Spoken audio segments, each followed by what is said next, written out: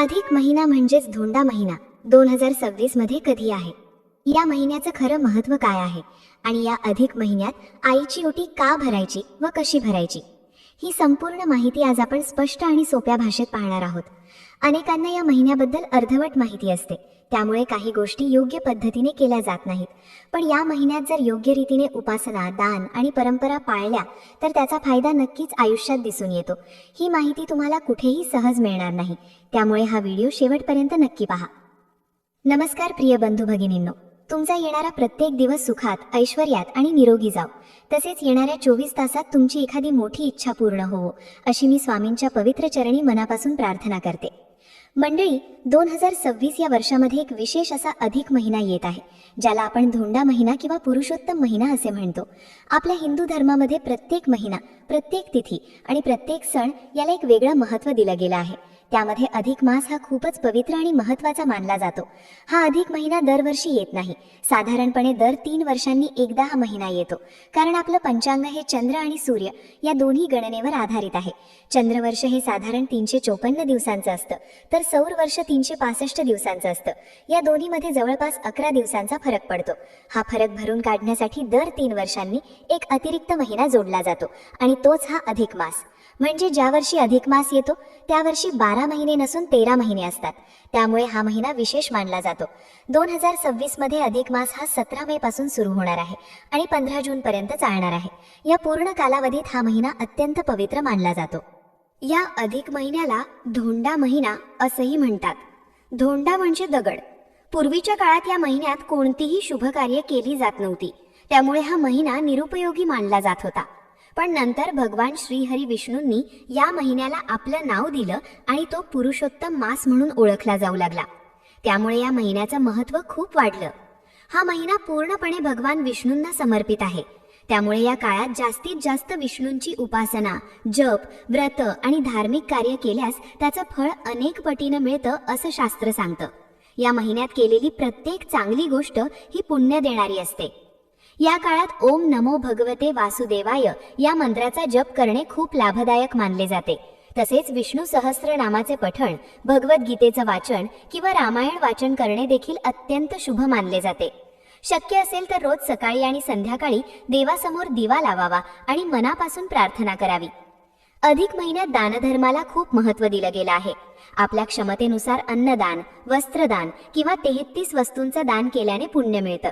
काही जण या महिन्यात गरजू लोकांना मदत करतात, जे खूप चांगलं मानलं जातं. तसंच या महिन्यात तीर्थक्षेत्रांना भेट देणे किंवा पवित्र नदीत स्नान करणे देखील शुभ मानले जाते. कारण या काळात केल्या जाणाऱ्या प्रत्येक धार्मिक कृतीचा परिणाम जास्त प्रभावी असतो. पण मंडळी, हा महिना जितका पवित्र आहे तितकाच काही गोष्टींसाठी नियमबद्ध देखील आहे. म्हणजे काही कामं अशी आहेत जी या महिन्यात टाळायची असतात. कारण हा महिना आध्यात्मिक साधनेसाठी आहे, नवीन सुरुवातींसाठी नाही. जसे की या महिन्यात विवाह, नामकरण, गृहप्रवेश, भूमिपूजन यासारखी शुभ कार्य टाळावीत असं सांगितलं जातं. कारण हा महिना निष्क्रिय नसून आध्यात्मिक कार्यांसाठी राखीव मानला जातो.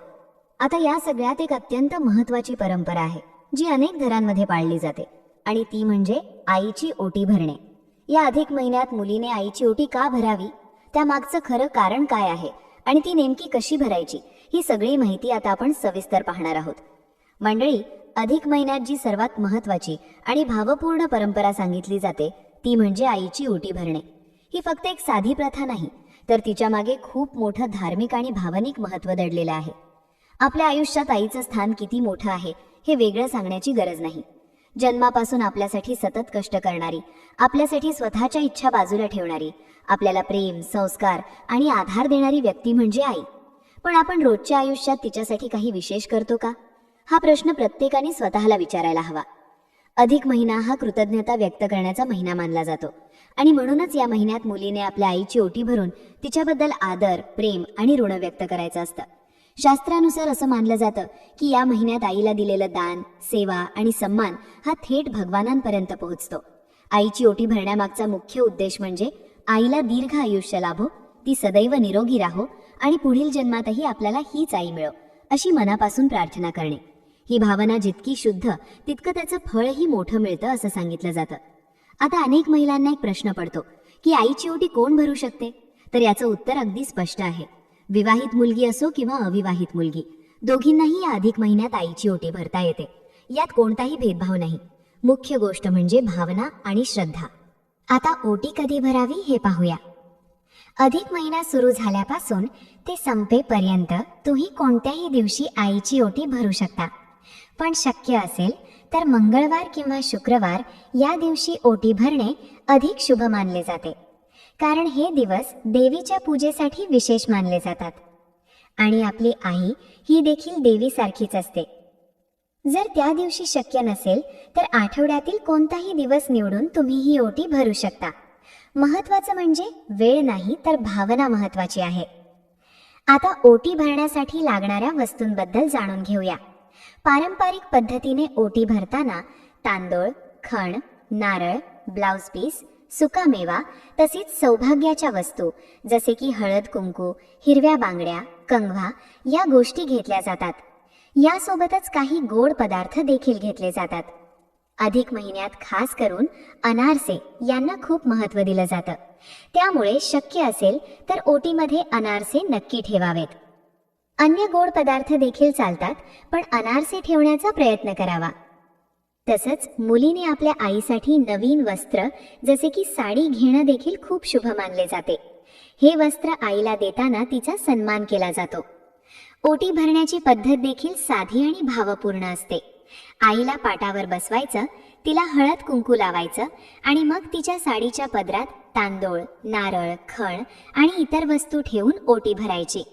त्यानंतर आईचा नमस्कार करून तिच्या आरोग्यासाठी आणि सुखासाठी प्रार्थना करायची. एक महत्त्वाची गोष्ट इथे लक्षात घ्या.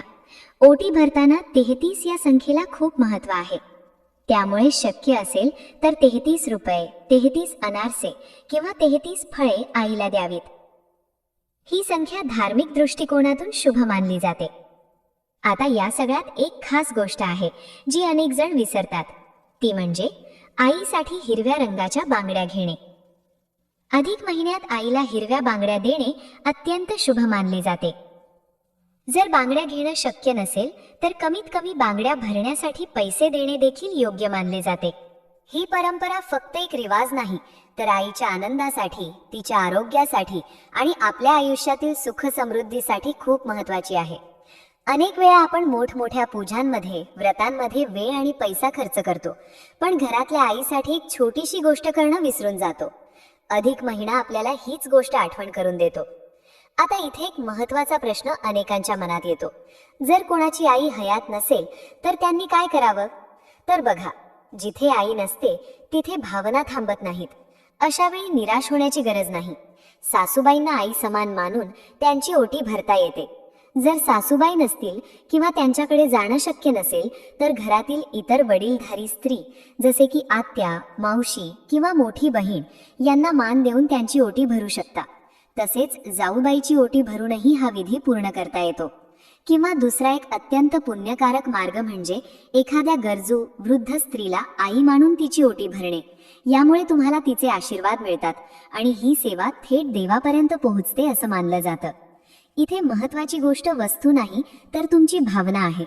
तुमच्या मनात जर आईबद्दल प्रेम, कृतज्ञता आणि आदर असेल तर तुम्ही केलेली ही छोटीशी सेवा देखील अत्यंत मोठं पुण्य देणारी ठरते.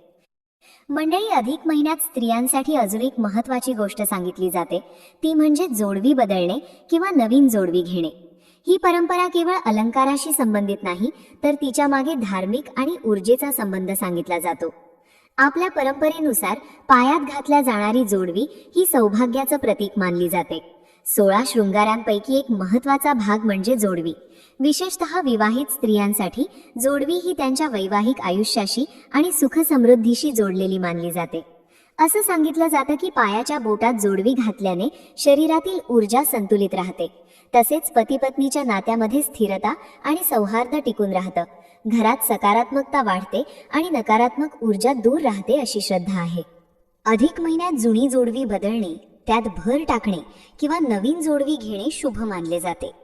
कारण हा महिना शुद्धीकरण आणि नव्या सकारात्मक ऊर्जेचा स्वीकार करण्यासाठी योग्य मानला जातो. पण इथे एक अतिशय महत्त्वाची गोष्ट लक्षात ठेवायची आहे.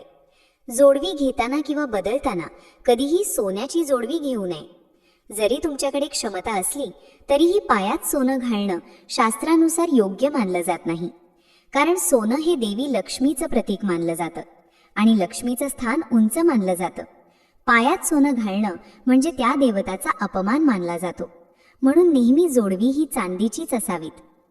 चांदी या धातूला शीतलता आणि संतुलनाचं प्रतीक मानलं जातं. पायात चांदीची जोडवी घातल्याने शरीरातील उष्णता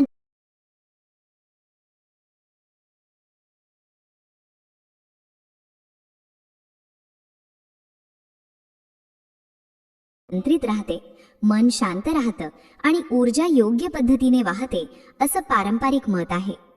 जोडवी बदलण्यासाठी किंवा नवीन घेण्यासाठी गुरुवार आणि शुक्रवार हे दिवस अधिक शुभ मानले जातात. शक्य असेल तर या दिवशीच जोडवी घ्यावी किंवा बदलावी. आणखी एक सुंदर परंपरा म्हणजे आईकडून जोडवी करून घेणे. जसं मुलगी अधिक महिन्यात आईची ओटी भरते, तसंच आईनेही आपल्या मुलीला नवीन जोडवी देणे शुभ मानलं जातं. यामागे आई मुलीच्या नात्यातील प्रेम, आशीर्वाद आणि स्नेह व्यक्त होतो. जर आईला शक्य असेल तर तिच्याकडून जोडवी घेणे उत्तम, पण जर काही कारणाने ते शक्य नसेल तर तुम्ही स्वतःही जोडवी घेऊ शकता. मुख्य गोष्ट म्हणजे भावना आणि श्रद्धा. आता या अधिक महिन्यात काही गोष्टी अशा आहेत ज्या आपल्याला टाळायच्या आहेत, कारण हा महिना मुख्यतः साधना, संयम आणि आत्मशुद्धीसाठी मानला जातो.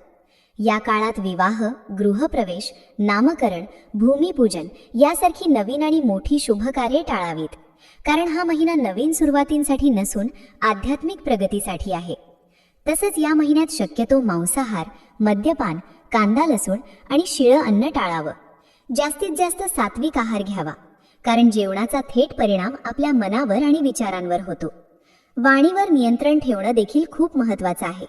या काळात कोणाशीही वाद घालू नका, खोटं बोलू नका, अपशब्द वापरू नका. शांत, संयमी आणि मधुर भाषा वापरणं आवश्यक आहे. या महिन्यात तुळशीची पूजा करणे विशेष शुभ मानले जाते, कारण तुळस ही भगवान विष्णूंना अत्यंत प्रिय आहे. रोज तुळशीपाशी दिवा लावणे, पाणी घालणे आणि नमस्कार करणे चांगले मानले जाते. पण एक छोटीशी चूक अनेक लोक करतात, ती म्हणजे रविवारी आणि एकादशीच्या दिवशी तुळशीला पाणी घालतात. हे टाळायला हवं. या दिवशी तुळशीला पाणी घालू नये असं सांगितलं जातं. अधिक महिन्यात दररोज सकाळी आणि संध्याकाळी ओम नमो भगवते वासुदेवाय या मंत्राचा किमान 108 वेळा जप करावा. शक्य असेल तर विष्णू सहस्रनाम किंवा भगवद्गीतेचं वाचन करावं. तसंच संध्याकाळी तुपाचा दिवा लावणं, भगवान विष्णूंना पिवळ्या फुलांचा नैवेद्य अर्पण करणं आणि शक्य असेल तर अभिषेक करणं या गोष्टी खूप शुभ मानल्या जातात. अधिक महिना हा केवळ परंपरा पाळण्यासाठी नाही, तर आपल्या मन, शरीर आणि विचार शुद्ध करण्यासाठी आहे. या काळात केलेली प्रत्येक चांगली कृती आपल्याला आतून मजबूत बनवते. आता या सगळ्या गोष्टी केल्यानंतर या अधिक महिन्याचं पूर्ण फळ कसं मिळवायचं आणि शेवटी कोणत्या गोष्टी विशेष लक्षात ठेवायच्या हे समजून घेऊया. मंडळी, अधिक महिना हा फक्त परंपरा पाळण्यासाठी नाही, तर आयुष्याला योग्य दिशा देण्यासाठी आहे. ही गोष्ट लक्षात ठेवली तर या महिन्याचं खरं फळ मिळतं. कारण या काळात आपण जे काही करतो, विचार, बोलणं, वागणं याचा थेट परिणाम आपल्या आयुष्यावर होत असतो. या महिन्यात सर्वात महत्त्वाची गोष्ट म्हणजे श्रद्धा आणि सातत्य. अनेक लोक 2-4 दिवस जप करतात, पूजा करतात आणि मग थांबतात. पण अधिक महिन्यात सातत्य ठेवणं खूप गरजेचं आहे. दररोज थोडा वेळ जरी दिला तरी तो मनापासून दिला पाहिजे. भगवान श्रीहरी विष्णूंची सेवा करताना मन शांत, स्वच्छ आणि सकारात्मक ठेवणं अत्यंत आवश्यक आहे. कारण फक्त बाहेरून पूजा करून उपयोग नाही, मन शुद्ध असेल तरच त्याचं फळ मिळतं.